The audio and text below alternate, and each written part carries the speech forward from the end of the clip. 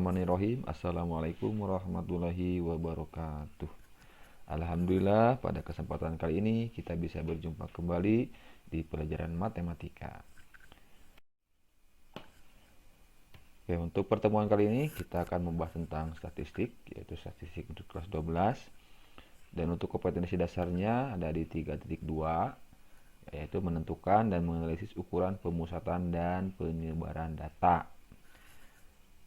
Untuk indikatornya, yang pertama, diharapkan setelah mempelajari ini dapat mengidentifikasi, menentukan, menganalisis, dan menyelesaikan ukuran pemusatan data rata-rata hitung dalam tabel distribusi, frekuensi, dan histogram.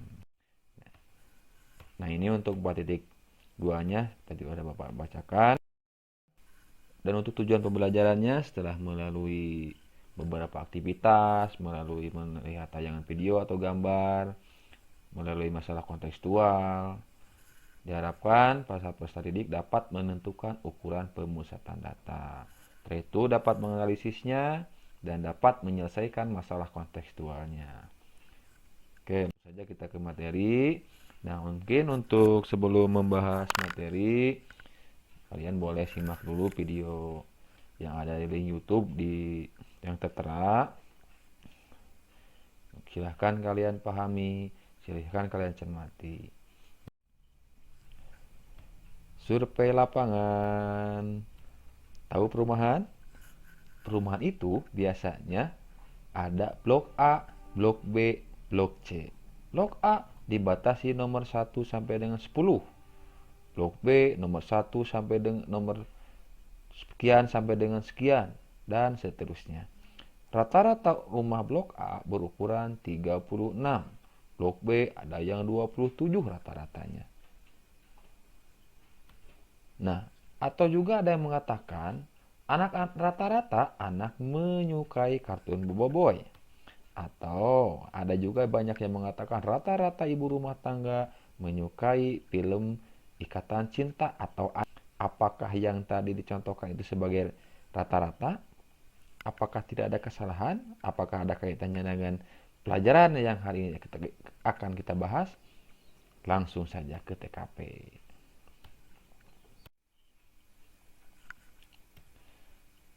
Sebelum melanjutkan ke materi, kita pahami dulu cara menentukan atau membuat tabel distribusi frekuensi berkelompok.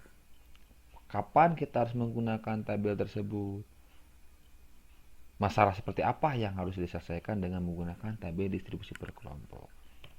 Nah, salah satunya ketika kalian menemukan permasalahan seperti ini, atau kalian menjumpai datanya itu cukup besar, maka kalian bisa langsung menggunakan tabel distribusi per kelompok. Ya, seperti ini. Ini kan data tinggi pohon baru tanam. Jumlahnya banyak. Ya, berarti kita gunakan tabel distribusi berkelompok. Langkah-langkahnya, yang pertama kalian tentukan nilai maksimal dan minimum Langkah yang pertama kalian tentukan jangkauannya, yaitu untuk rumus jangkauan itu nilai maksimal dikurangi minimal. Kita cari nilai yang paling besar. Di antara angka-angka ini nilai angka yang paling besar ada di angka 80 ini. 80. Setelah itu kita cari angka yang paling kecil, minimal. Kita cari 66. 66 ada lagi di bawah? Oh, tidak ada ya. Berarti 66 di sini adalah nilai minimal. Berarti tinggal kalian langsung eksekusi, yaitu nilai 80 dikurangi 66 menghasilkan 14. Jadi jangkauannya adalah 14. Setelah menentukan jangkauan, kita tentukan banyaknya kelas interval. Di mana untuk menentukan kelas interval kita dapat menggunakan rumus 1 ditambah 3,3 log n ini. Nah, ini rumusnya udah baku. Kita langsung masukkan saja. N di sini itu menunjukkan banyaknya data. Kita hitung banyak data di sini berapa? 1, 2, 3, 4, 5, 6, 7, 8. 1, 2, 3, 4, 5. Berarti jumlah datanya itu ada 40. Yaitu 8 kali 5. 40 berarti N-nya adalah 40. 10. Kita langsung masukkan saja. Berarti 1 ditambah 3,3 log 40. Hati-hati.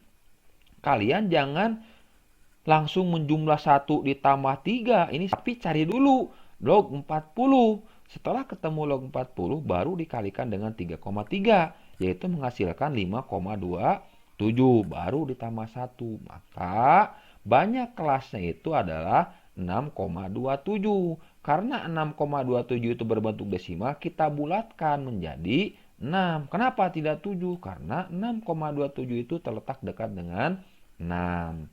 Selanjutnya, setelah menentukan banyak kelas, kita tentukan panjang kelas. Panjang kelas dengan menggunakan rumus J per K, jangkauan per banyak kelas. Jangkauannya berapa? 14. K-nya berapa? 6. Berarti 14 dibagi dengan 6 ditambah 1. 14 per 6 berapa? Yaitu 2,3 ini. 2,3 ditambah 1 menghasilkan 3,3. Atau kita bulatkan menjadi 3. Itulah panjang kelasnya. Nah, selanjutnya kita buat tabel distribusi frekuensinya. Setelah kita tadi mencari banyak kelas, panjang kelas, jangkauan, sekarang kita buat. Langkah yang pertama adalah perhatikan yang panjang kelasnya. Panjang kelasnya adalah tadi 3. Ingat, untuk yang mana yang maksud dengan panjang kelas? Contoh gini. Di perumahan, blok A, rumahnya itu dibatasi nomor 1 sampai dengan 10. Nah, itu disebut dengan panjang kelas. Panjang rumah dari nomor 1 sampai dengan 10.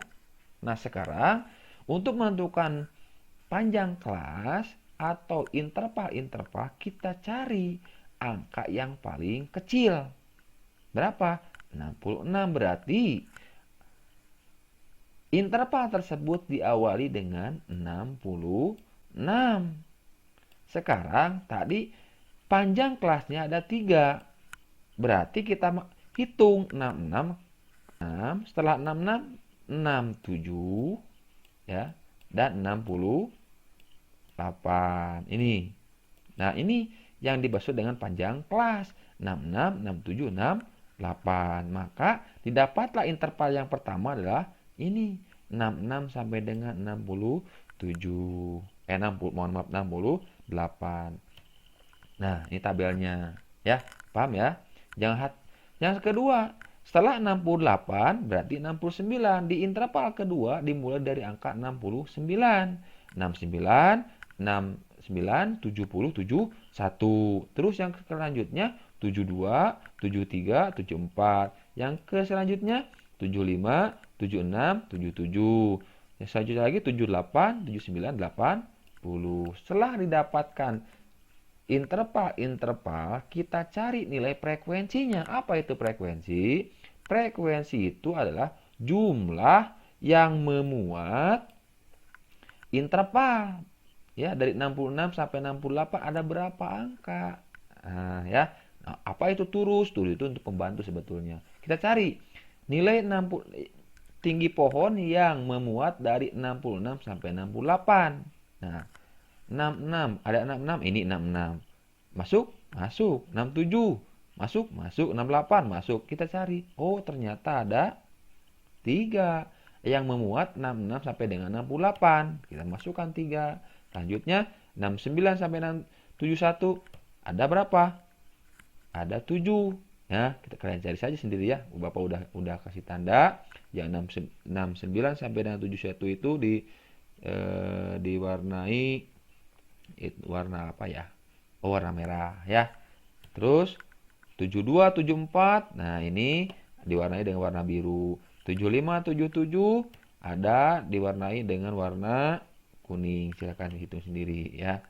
Nah, itu selanjutnya seperti itu caranya untuk membuat tabel distribusi frekuensi. Nah, di dalam tabel distribusi frekuensi itu ada beberapa istilah yang harus kalian pahami. Yang pertama, banyaknya kelas, sudah jelas tadi. Banyaknya kelas di sini ada 5, walaupun tadi tidak dihitung 6, tapi karena kita menyesuaikan jadi ada 5. Yang selanjutnya, kelas interval. Kelas interval ke-1 itu adalah 66 sampai 68. Interval kedua 69, 71, interval ketiga 72, 74 dan seterusnya.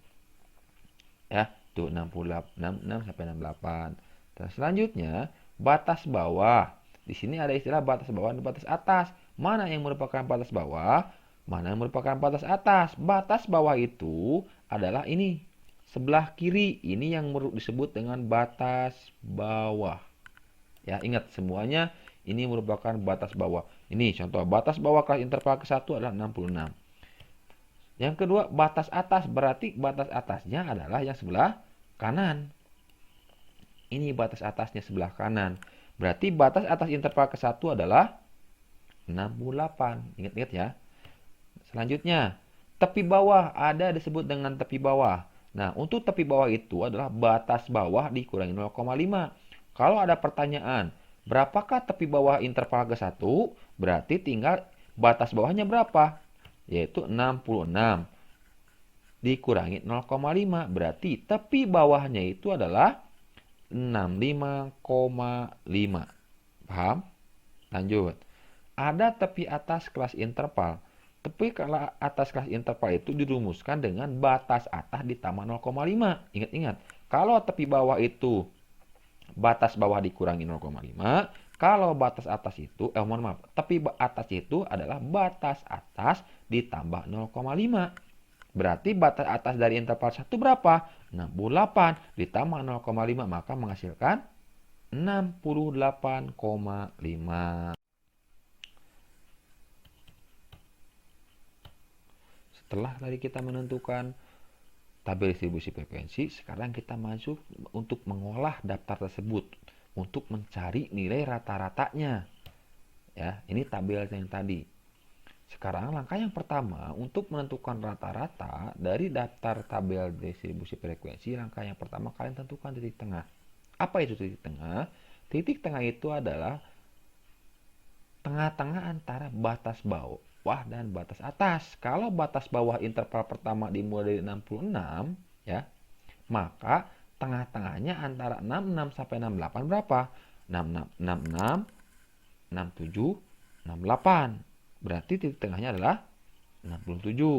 Pak, ada yang disebut dengan FI dikali XI. Nah, ini titik tengah dikali frekuensi. Titik tengah dikali frekuensi 67 dikali 3. Berarti 201. Ini semuanya dihitung 67. Jadi 3 dikali 67 hasilnya 201. Yang selanjutnya, titik tengah interval kedua itu 69 sampai 71. 69, 70, 71, maka 70. 7 kali 70, 490. Lanjut, 73 dikali 18 menghasilkan 1314. Lanjut lagi, titik tengah yang selanjutnya hasilnya 532. Dan yang terakhir 79 dikali 300 menghasilkan 395. Setelah itu, setelah didapat titik tengah, terus frekuensi dikali titik tengah, kalian jumlahkan keseluruhan antara FI dikali XI, jumlahkan maka menghasilkan 2932. Jumlah frekuensinya itu adalah 40.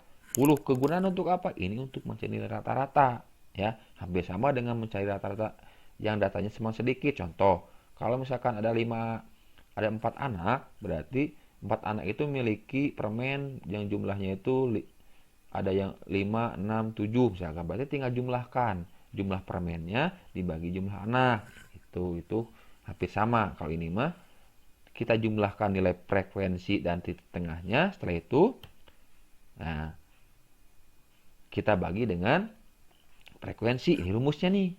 Rumusnya jumlah FI dikali XI dibagi dengan jumlah frekuensi. Kita masukkan berapa?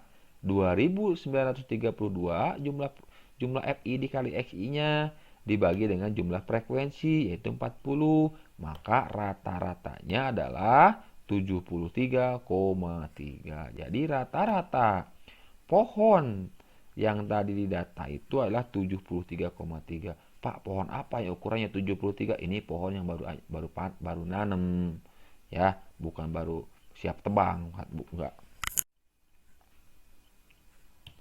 Nah, kalau misalkan tadi rata-ratanya adalah 73,3, bagaimana kalau kita ada pertanyaan berapa banyak pohon yang memiliki tinggi di atas rata-rata?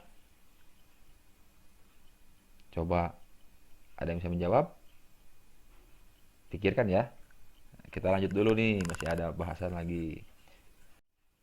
Dari tahap ke tahap, tahap pertama kita membuat tabel distribusi, setelah itu kita menentukan apa saja ada dalam tabel distribusi frekuensi, setelah itu kita mengolah ya dan menganalisis dan menentukan rata-ratanya.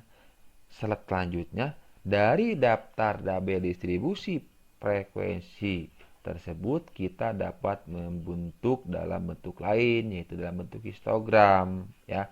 Nah, ini histogramnya. Dengan manfaat histogram di sini kita dapat mengetahui walaupun dari tidak memuat angka, tapi kita dapat melihat dari tinggi-tinggi persegi panjang di sini.